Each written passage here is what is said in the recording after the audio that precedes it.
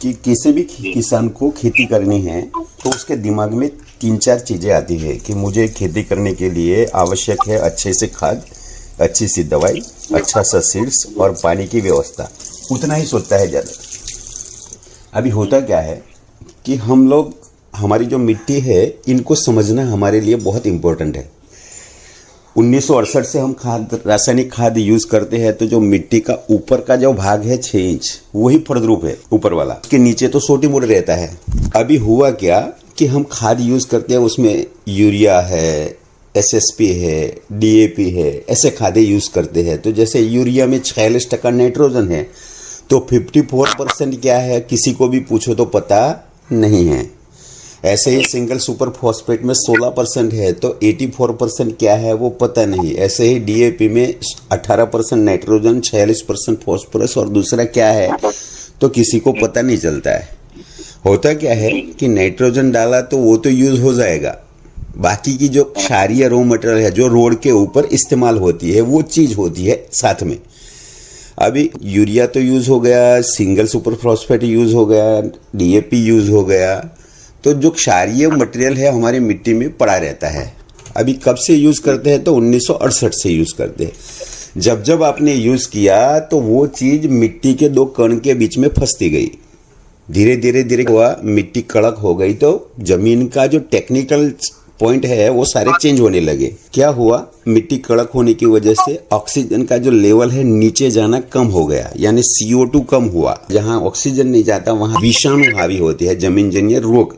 आज कहीं पे भी देखो लोगों को बहुत खर्चाड़ खेती हो गई, बहुत सारी बीमारी आती है, तो विषाणु हावी हो गए। उससे क्या हुआ कि हमारे जमीन में खाद बनने की जो 3 प्रक्रिया है, उसमें पहली प्रक्रिया जो है वो बंद हो गई। किस चीज से पहली प्रक्रिया होती थी कि हमारे मिट्टी में केचुआ होता है। मैं वो केचुए की बात नहीं करता हूँ जो लाल मुंह वाले छोटे छोटे, ज्यादा लंबा और सफेद केचुआ जो होता है, व्हाइट केचुआ, उसकी बात करता हूँ। प्रकार के वो केचुए होते हैं जो मिट्टी से 8 ग्राम मिट्टी, 2 ग्राम चूना, पत्थर, निमेटोड और फंगस को वो खाता है। छेद करते करते ऊपर जाके ऊपर जो छोड़ता है, आपने कहीं पे भी देखा हो पौधे में, आज देखो तो पत्ते पीले होते हैं, फूल झड़ता है, सिकुड़ जाता है पत्ते, ये सारी समस्या आती है। क्या होगा कि एक पौधे को आगे घटक चाहिए, उसमें से 17 प्रकार का घटक ये केचुए के माध्यम से बनता था। दुनिया का अप्रतिम खाद इसको कहते थे। लेकिन अभी क्या हुआ, टेम्परेचर 35 डिग्री के ऊपर गया तो कहीं पे भी केचुआ नहीं दिखेगा आपको। किसी को भी पूछो तो बोलता है कि सर केचुआ तो मर गया। मरा नहीं है, 3 मीटर नीचे जाके सुसुप्त अवस्था में पड़ा रहा है। तो खाद, सबसे तगड़ा खाद बनने की जो व्यवस्था थी कुदरती, वो ब्रेक हो गई, बंद हो गई। खाद हम बनाते हैं जीवाणु के माध्यम से। जैसे यूरिया तो नाइट्रोजन होता है, तो यूरिया में जो नाइट्रोजन के जीवाणु होते हैं उसको खाते हैं, ऊर्जावान बनते हैं। डीएपी में फास्फोरस और नाइट्रोजन के जीवाणु का भोजन होता है।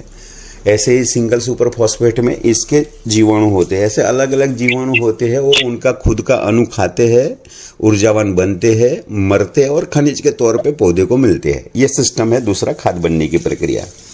अभी क्या हुआ, जीवाणु का जो आयुष्य है 13 से 18 मिनट होता है। वो क्या करता है तो कोश विभाजन की प्रक्रिया के माध्यम से नई पीढ़ी को जन्म देता है, खुद मरता है और मरने के बाद पौधे को खनिज के तौर पे पौधे को मिलता है। अभी कोई भी जंगल की मिट्टी 1 ग्राम चेक करो तो 10 से 20 करोड़ जीवाणु है। हमारी मिट्टी चेक करो तो 1 करोड़ से कम है।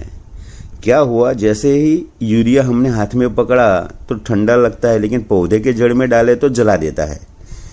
इसका मतलब यह है कि जैसे डाला तो वो 13 से 18 मिनट जीवाणु काम नहीं कर पाएंगे, तुरंत मर जाएंगे। तो जो है वो मरता है और पौधे को मिलता है। इसकी वजह से धीरे धीरे करके 10 से 20 करोड़ जीवाणु के 1 ग्राम मिट्टी में होता है, वो आज 1 करोड़ से कम हो गया, यानी 10 से 19 गुना कम हो गया। तो खाद बनने की प्रक्रिया स्लो हो गई। तीसरी प्रक्रिया है पौधा, जैसे ही आपने कोई सीड्स डाला और जैसे निकल के 21 दिन हो गए, पत्ते बत्ते सब कुछ डेवलप हो गए, तो मिट्टी का सपोर्ट जब निकलना है तब 100% लेता है। उस टाइम पे 100% खादों की आवश्यकता रहती है। लेकिन पौधा जब बड़ा होता है, 21 दिन का, पत्ते डेवलप होते हैं, तो 96.2% सूर्य प्रकाश के माध्यम से, हवा के माध्यम से और पानी के माध्यम से खुराक पत्ता बनाता है। और वो खुराक रात को मिट्टी में आता है। अगर जमीन का 3.8% उनको सपोर्ट मिला तो 96.2% और 3.8% दोनों मिलके 100% प्रोडक्शन निकालता है। अभी क्या होता है, ऊपर से खुराक तो नीचे आता है लेकिन जमीन का सपोर्ट 3.8% नहीं मिलता है। उस वजह से विषाणु जो मैंने बोला वो चोरी कर लेते हैं उस खुराक को। चौथा, हवा में 78% नाइट्रोजन है। पूरी दुनिया बोलती है, हर यूनिवर्सिटी बोलती है। जैसे मैं आनंद यूनिवर्सिटी में जाता हूँ तो हम लोग इसी को ही पढ़ाते हैं का 78% हवा में नाइट्रोजन है। फिर भी आपने देखा होगा कि यूरिया में तो सिर्फ 46% नाइट्रोजन है। तो हमारी मिट्टी में डालते हैं, इसका मतलब ये हुआ कि हवा में जो नाइट्रोजन है वो मिट्टी सोच नहीं पाती। तो उसका मतलब इसकी वजह से ही हमको यूरिया इस्तेमाल करना पड़ता है। बाकी नेचर में है, कुदरत में है, वातावरण में है, ऑलरेडी चीज को खींच नहीं पाती। मतलब जमीन इतनी खराब हो चुकी है। आपने देखा होगा कि ऊपर की जो सपाटी है उसमें पानी आता है बारिश का, तो कड़क मिट्टी होने की वजह से नदी, नाला और समंदर में चला जाता है और पानी का लेवल धीरे धीरे मिट्टी से कम हो रहा है। ऊपर की सपाटी जो एक 6 इंच की जो सपाटी होती है उसमें आपने देखा होगा कि सालों से हम खाद डालते हैं तो ऊपर की जो सपाटी है वो खनिज ही है, लेकिन उसके बावजूद भी पौधा उठा नहीं पाता है। तो इसका मतलब इतनी सारी बीमारियां मिट्टी में हमने पैदा कर दी है, जिसकी वजह से जो नेचर है, जो जंगल है, जंगल में जो सिस्टम है, वो हमारे खेतों में जो जंगल की सिस्टम ब्रेक हो गई। आज आपने देखा होगा कि जंगल में कोई खाद नहीं डालते। जंगल भूल जाओ, जिस रास्ते से आप आते हैं उस रास्ते में भी जो पेड़ है होते हैं उसको भी कोई खाद डालते, दवाई डालते किसी को नहीं देखा होगा। अरे वो भी भूल जाओ, आपका खेत है उसकी लास्ट में जो बॉर्डर होती है उस बॉर्डर पे जो पेड़ लगे हुए होते हैं वो अभी 45 डिग्री चलती, 42 से 45 डिग्री अपने चल रही, 42 के ऊपर तो चली गई कल, बराबर। उसके बावजूद आप पौधे को देखो तो एकदम ग्रीन होता है वो पौधा। और खेत में जो डालते हो बार बार पीला होता है। उसकी वजह से हमको यूरिया से लेकर अलग अलग खाद डालने की आवश्यकता होती है। तो ऐसा क्या करे जिस वजह से इतनी सारी बीमारियां हैं, उस बीमारियों को खत्म करे। तो उसके लिए किसी ने आज तक कोशिश नहीं की। मैं सैल्यूट करता हूं उस आदमी को जो बहुत बड़े जमींदार आदमी हैं, अमरजीत चौरसिया सर। हजारों एकड़ जमीन है उनके पास और उन्होंने 2001 से समझ लिया था कि आने वाले समय में हमारी जो मिट्टी है वो उपजाऊ नहीं रहेगी। अभी भी 62% तो आप गूगल से लेके कहीं पे भी सर्च मार के देखना, जो हमारी गवर्नमेंट की एक संस्था है उस संस्था ने पूरे हिंदुस्तान में चेक किया तो उतनी मिट्टी तो खराब हो ही चुकी है। अभी 38% बचा है। इसके लिए हमारा खर्चा बढ़ रहा है और प्रोडक्शन कम हो रहा है। तो कहने का तात्पर्य उससे ठीक किया कैसे जा सकता है। तो कई लोग बोलते हैं भाई हम गोबर से खेती करते हैं, कई लोग बोलते हैं लीला पड़वास करते हैं, उसके बावजूद हड्डियों का खाद डालते हैं, मछली का खाद डालते हैं, मर्गों का खाद डालते हैं, अलग अलग खाद डालते हैं, सिटी वेस्ट डालते हैं, सिटी कंपोस्ट डालते हैं, केचुए के खाद डालते हैं। उसके बावजूद जो हमारी मिट्टी में जो भोजन बनने की नेचुरल प्रक्रिया है, जो हमारे जीवाणु के माध्यम से भोजन खाते हैं, वो बहुत सारे जीवाणु के माध्यम से है। ऊपर से ऊर्जा आती है तो उसको जमीन को कैसे ठीक करे, तो वो सारी सिस्टम किसी ने आज तक नहीं ढूंढी। 13 साल तक अथाक प्रयत्न किया। 370 लोग ऐसे चुने जो कृषि यूनिवर्सिटी से रिटायर हो, जिनकी जिंदगी कृषि में गई हो, जिन्होंने कृषि के माध्यम में PhD की है, होशियार स्टूडेंट है और होशियार किसान। उन लोगों का 370 लोगों का टीम बना के हिंदुस्तान के अलग अलग एरिया में 2001 से शुरुआत किया था। जैसे जैसे जमीन में डालते गए, जो जो दिक्कत आती गई उसकी जड़ी बूटियां बनाई और इसमें डाली और सॉल्व किया। जैसे प्रॉब्लम आया जड़ी बूटी बना के डाली, सॉल्व किया। ऐसे करते करते 2001 से 2014 तक एक ऐसा प्रोडक्ट बन गया जिनका नाम है मल्टीप्लायर। मिट्टी के ऊपर डालोगे तो मिट्टी भूसभूसित होगी, पोची होगी, ऊपर से ऑक्सीजन नीचे जाना स्टार्ट होगा। जहां ऑक्सीजन जाता है तो विषाणु जो हमारी मिट्टी में जो रोग है, धीरे धीरे जो वहां ऑक्सीजन जाता है वो निकलना स्टार्ट होता है। केचुओं को उसकी सुगंध जाती है। जो व्हाइट प्रकार की केचुए है वो एक्टिव होंगे। 8 ग्राम मिट्टी, 2 ग्राम चूना, पत्थर, निमेटोड और फंगस जो बीमारी है उसको भी वो खाता है, छेद करके ऊपर आता है और ऊपर जो छोड़ता है वो एक पौधे को 18 घटक चाहिए, उसमें से 17 प्रकार के घटक वहीं से मिलेंगे। यानी नेचर के खेत में लाना स्टार्ट किया है। अभी केचुआ ऊपर आया नीचे आया, ऊपर आया नीचे आया, तो छेद छेद हुआ मिट्टी में ऑक्सीजन नीचे जाना स्टार्ट हुआ। जहां ऑक्सीजन जाता है तो जो जीवाणु होते हैं उसको अभी 13 से 18 मिनट काम करने का अवसर मिलेगा।